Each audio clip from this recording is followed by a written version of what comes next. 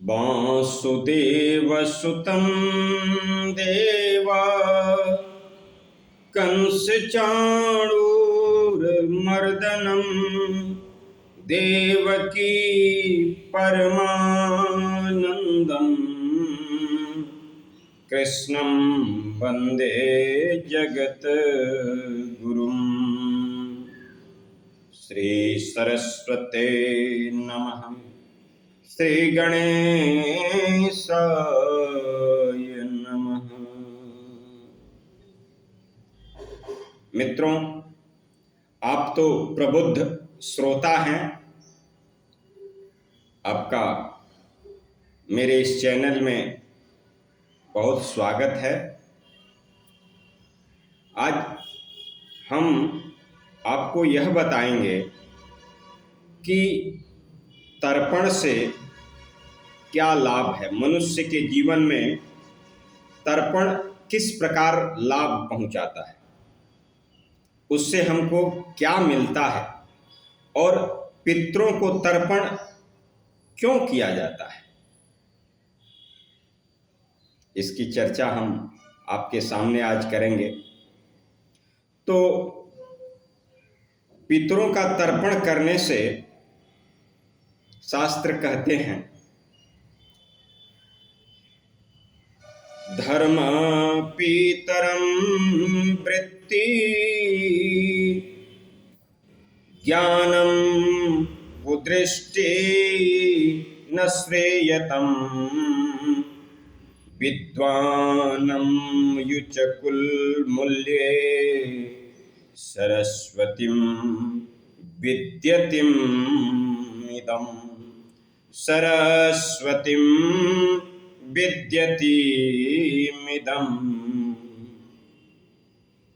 शास्त्र कहते हैं कि जिस घर में पितरों का तर्पण होता है, श्राद्ध कर्म होता है, पूजा अर्चना होती है, वेद वेदांतों का पाठ होता है, जिन घर के सदस्य धर्म में सम्मिलित रहते हैं, उस घर में जो आने वाले वंश हैं वो बुद्धि प्रबुद्ध होते हैं।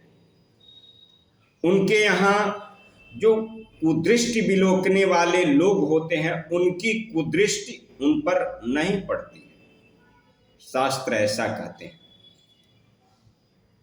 एक महात्मा जी पूछ रहे थे, महाराज जी ये पितर लोग क्या होते हैं? गीता में तो भगवान कहते हैं कि जिसकी मृत्यु हो जाती है तुरंत जन्म हो जाता है, और जिसका जन्म है उसकी मृत्यु निश्चित है। तो पितर कहाँ? वेदों में एक श्लोक आया है कि पितर जो हैं उस प्रकार हैं जिस तरह पेड़ की छाया। जैसे पेड़ हरा हुआ तो भी उसकी छाया है, अगर पेड़ सूख भी गया तो उसकी छाया बनी रहती है।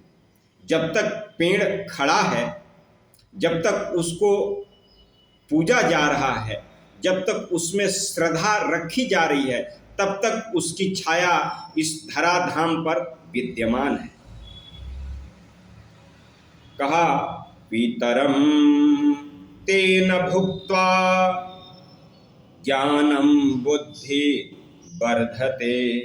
कहा कि जो पितरों को भुक्त करता है, भोगता है, उनमें आस्था रखता है, उनमें श्रद्धा रखता है, उसके घर ऐसे सुंदर गुण अपने आप स्फुटित हो जाते हैं। ऐसी पितरों की आस्था है। तो पितरों की पूजा से देवता बलि होते हैं। जब हम पूजा करते हैं, जब हम श्राद्ध करते हैं, जब हम तर्पण करते हैं, तो इससे देवता बलि हो जाते हैं, और देवता बलि होकर के हमको ऊर्जा प्रदान करते हैं, हमको पुण्य प्रदान करते हैं, हमारे बल का बढ़ोतरी करते हैं। देवता हमारे ज्ञान की बढ़ोतरी करते हैं। वेदों की यह कथा थी। अब रामचरित्र मानस अमृत मंत्र है, उसमें थोड़ी सी चर्चा तुलसीदास जी भी करते हैं कि भाई श्राद्ध कर्म भगवान मेरे राम जी जहां जाते हैं, जिस तीर्थों में जाते हैं, तो सबसे पहले तर्पण करते हैं। प्रयागराज गए, तर्पण किया। जहां भी जाते हैं, चित्रकूट गए, वहां तर्पण किया। तो मेरे राम जी तर्पण करते हैं क्योंकि उनके यश की वृद्धि हो। पितृ लोग यश की वृद्धि करते हैं, घर में शांति लाते हैं, पुत्र जन्म लेता है, बुद्धि विकास होता है उन आगे वाली पीढ़ियों का। कोई लंगड़ा लूला घर में अंधा नहीं आता है, जिसके घर में पितरों का श्राद्ध कर्म और पितृ तर्पण होता है। रावण सभी देवताओं को हरा करके एक छत्र साम्राज्य अर्जित कर लिया। अब उसको हराने के लिए कोई बचा नहीं। स्वर्गलोक से लेकर के और पृथ्वी लोक तक सबको एक बस में कर लिया राम। लेकिन फिर भी देवता बलि, जब न तब देवता प्रहार करते। रावण घबराया रहता, देवताओं से लगा सोचने कि क्या किया जाए। इतना करने के बाद भी देवता हमेशा बलि रहते हैं, आखिर इनको कैसे निर्बल किया जाए। उसके बुद्धि में, दशानन को 10 मुख हैं, एक मुख ज्ञान का है। उस ज्ञान के मुख ने रावण को बताया कि रावण, ये जो लोग होम करते हैं, जप करते हैं, तप करते हैं, पूजा करते हैं, यज्ञ करते हैं, तर्पण करते हैं, श्राद्ध कर्म करते हैं, इससे देवता बलि होते हैं। और जब देवता बलि होते हैं तो हमको आपको प्रसाद स्वरूप अपना बल, अपनी शौर्य, अपना ज्ञान आपको प्रदान करते हैं। अगर हम यह कर्म नहीं करेंगे तो देवता निर्बल हो जाएंगे। अगर निर्बल हो जाएंगे तो हमको यश, ज्ञान, वैभव, सुंदरता कौन प्रदान करेगा। ऐसा ज्ञान का मुख जो है रावण को समझाया। तो रावण ने एक दिन सभी दुष्टों की सभा बुलाई और रावण सुंदर बात कहा उनसे।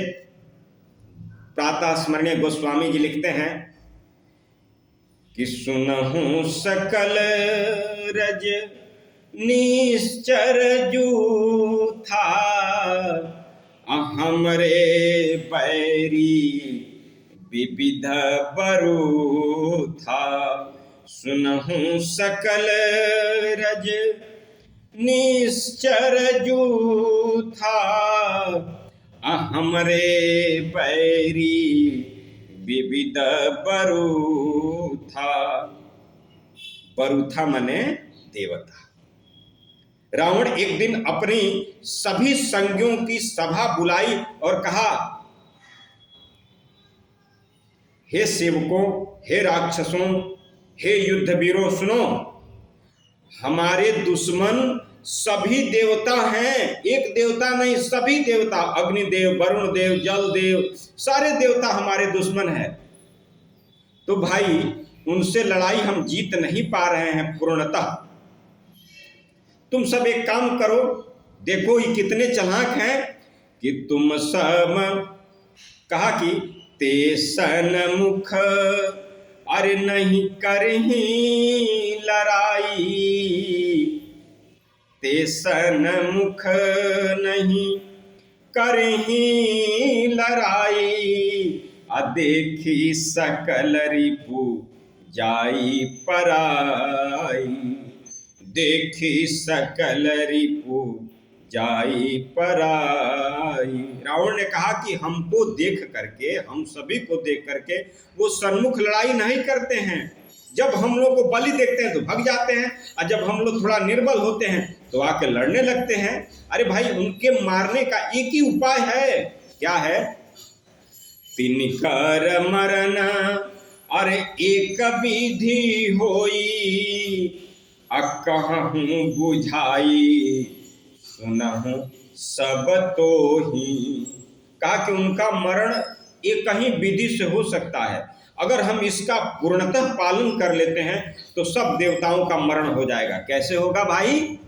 अद्विज भोजन मख होम सराधा द्विज भोजन मख होम सराधा असब के जाई करहु तुम बाधा सबके जाई करहु तुम बाधा।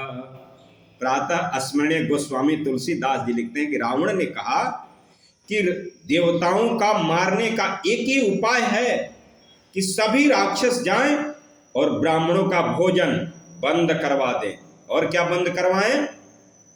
मख यज्ञ बंद करा दें, होम बंद करा दें, जप बंद करा दें, सारे श्राद्ध क्रिया बंद करा दें, सारे तर्पण बंद करा दें। इससे देवता निर्बल हो जाएंगे और तब हम उनको आसानी से मार सकेंगे। तो जब हम पितृ तर्पण करते हैं, जब हम पूजा करते हैं, जब हम होम करते हैं, जाप करते हैं, तो देवता बलि होते हैं और देवता बलि होकर के हम लोगों को आशीर्वाद देते हैं, हम लोग को बल प्रदान करते हैं, हम लोग को ऊर्जा देते हैं।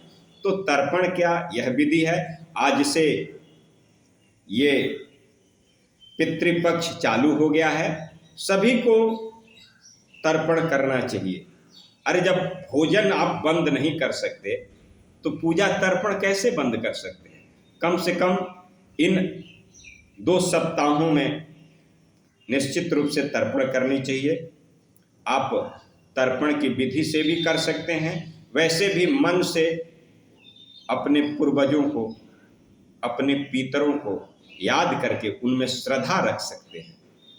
श्रद्धा ही श्राद्ध है, तो पितरों के प्रति श्राद्ध होना चाहिए, श्रद्धा होना चाहिए, क्योंकि उन्हीं का दिया हुआ यह शरीर आप भोग रहे हैं, उन्हीं के दिए हुए धन वैभव से आपका धन वैभव बढ़ रहा है, क्योंकि आश्रय उन्हीं के द्वारा मिला है, इसलिए उनमें श्रद्धा होनी चाहिए। यह जानकारी आपको अच्छी लगी, सुंदर लगी तो लाइक करें, कमेंट करें। कुछ प्रश्न हो आप पूछ सकते हैं। ओम नमः पार्वती पते हर हर महादेव।